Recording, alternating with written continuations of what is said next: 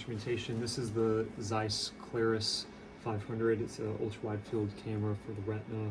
And Susie, one of our team members, is sitting as the patient right now. We've got her pulled up. The instrument right here, basically a quick demonstration, is it kind of works on a swivel, okay, left and right, depending on essentially just getting different angles of the photo and also somewhat just navigating around facial features, essentially the nose. There's a cover. Don't forget to take the cover off. So we are going, and then there's a lock. Make sure this is unlocked. Simple things. Okay, as far as cleaning it, I think Susan may have already done this, but I'll just do it again. So we're going to clean the chin rest and forehead rest. Okay, let that dry for a moment. While it's drying, we'll look at our display screen here. We've got the patient intern pulled up. You know, optional, you can put in the refractive error. I don't think it's really that necessary. You can, there's other ways to focus within the instrument. It does want you to put in eye color. Essentially, you know, I don't know if it has to do with the pupil. I don't know if it has to do with the brightness, intensity of the light. I'm not totally sure. But it does, I think you can skip it as well. We always generally do go ahead and include that. Analyze and acquire. This is like other Zeiss instrumentation where you can analyze from the main instrument as well as from any review stations within the exam rooms or the doctor's office. Acquire is only from the instrument itself, of course. So we're going to hit acquire. Okay, so over here it's going to basically recognize right eye versus left eye. Okay, like other instrumentation, when the instrument is lined up in front of the left eye, it'll automatically determine the left eye. If the instrument's over the right eye, it'll automatically determine that. Of your scans, WF is widefield, which is a single capture image. I don't exactly remember. I want to say it might be around 70 degrees. It's very large, and maybe wider than that potentially. Ultra wide field, actually I think it is. I think it's closer to 100 now that I think about it. But ultra wide field is going to be multiple images, essentially two, and then they overlap. So that creates a 200 degrees from one end to the next. Montage is kind of what it sounds like in the sense that it basically is just 4 positions of gaze, top, you know, superior, inferior, and then your lateral views. Okay, auto montage, it'll basically just move the fixation around, and then montage, you could kind of manually do it. What we're going to do for time is we're just going to do a regular wide field image just to kind of show how to focus it and zoom in. And if we can, we might try it in ultra wide field. Stereo is just going to be for your stereo photos for the optic nerve. Okay, external would be it's going to be just a view of basically the outside of the eye. So it's going to essentially be the lids, lashes, conjunctiva. It's going to be the just an external photo. Color, and then this is auto-fluorescence in green, auto-fluorescence in blue. You'll use this typically with to look at drusen, optic disc drusen, macular drusen. We don't do that as standard, but you know, it's going to require a different capture each time. So if you want to do an auto-fluorescence green and blue, you have to take two images, one for each. Okay. You can tell the instrument basically if the patient's dilated or not dilated. Most of our patients are not dilated, so non-mydriatic. And then basically fixation is just the internal fixation is going to be basically a green, kind of a green star, I believe, in there. Okay. Focus, you really don't need to mess with this too much. This is probably maybe where the prescription comes in when you enter that prescription.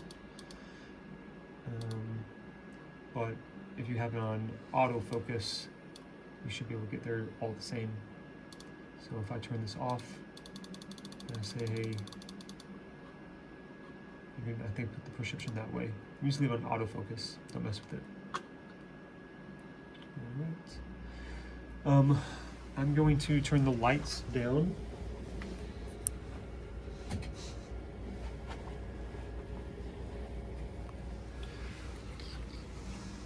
She's going to rest her chin there. There's a forehead rest, of course. Like all of our other instruments, there's an infrared camera. The infrared camera is going to show us the pupil, iris, and she's basically looking straight ahead. Right now, she probably can't see anything because we're too far away. As we start to push in, keeping the yellow crosshairs in the middle of the pupil, soon she should start to be able to see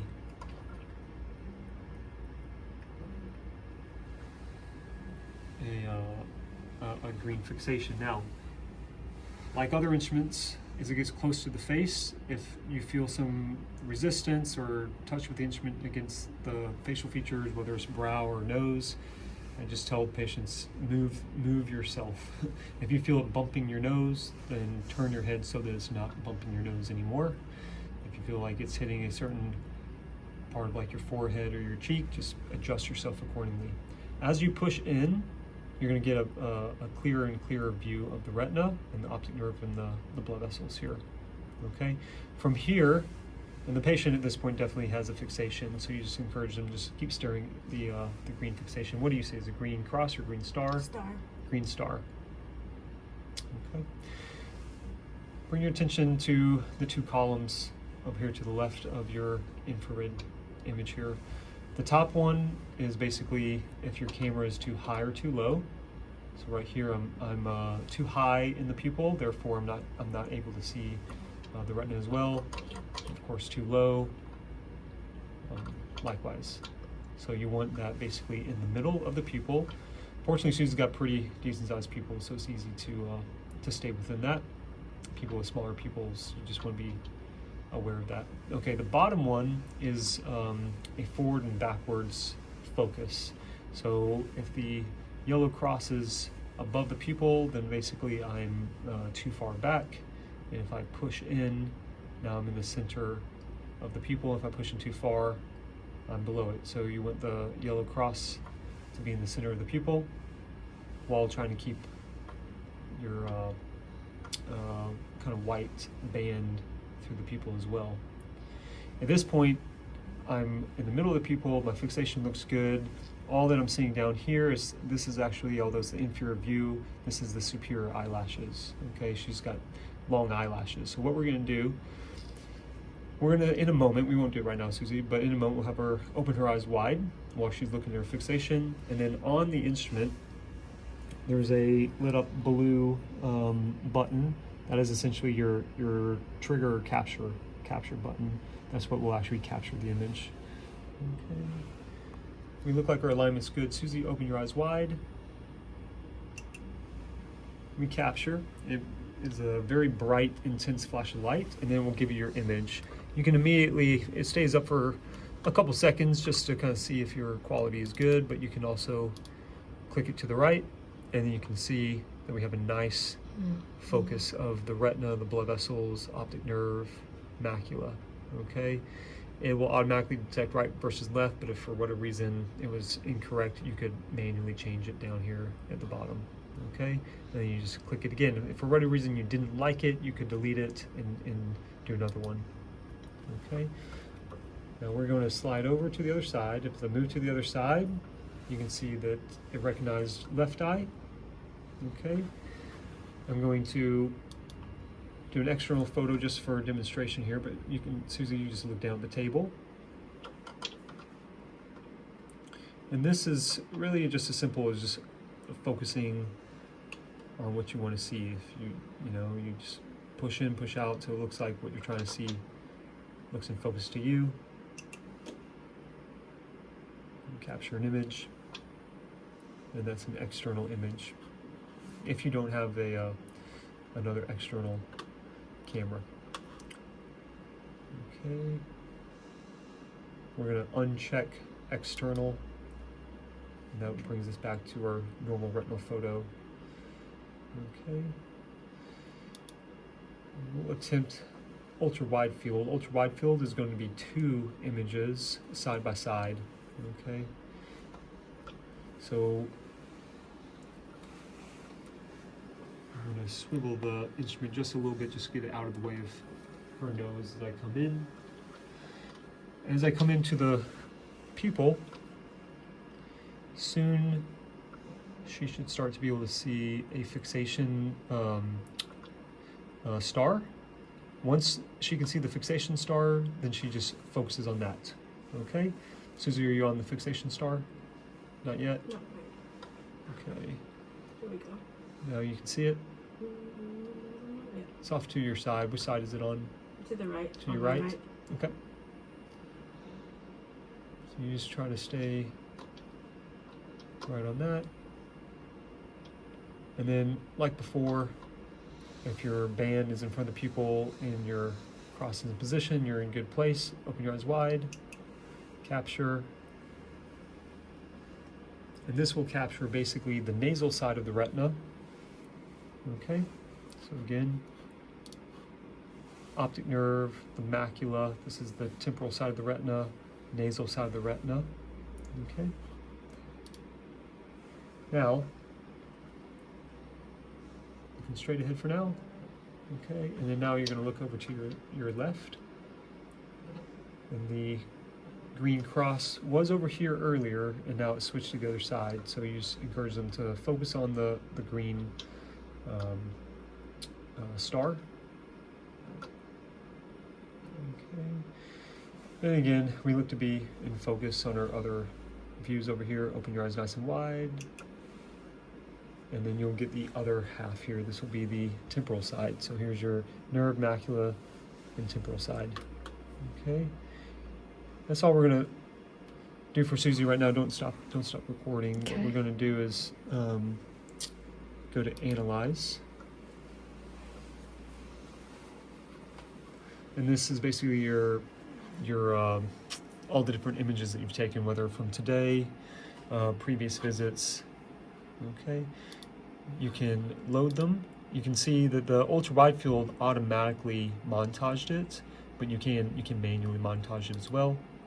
We're going to just take everything from today and put it into our view over here. And then if it's in this right column, then we can review it.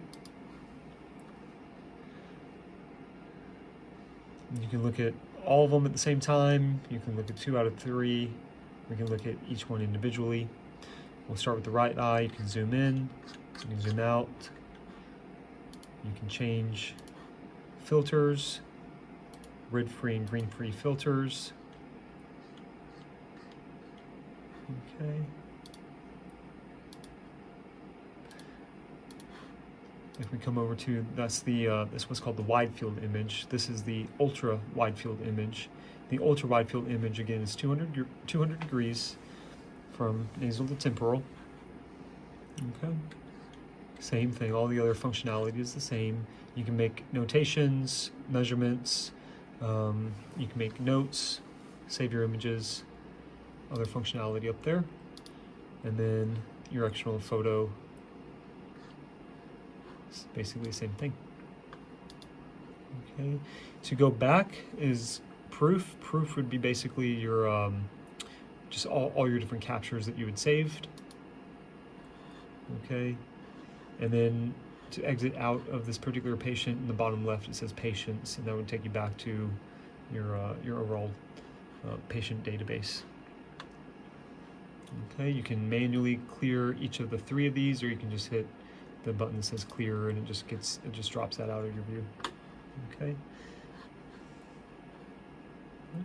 just going to stop recording.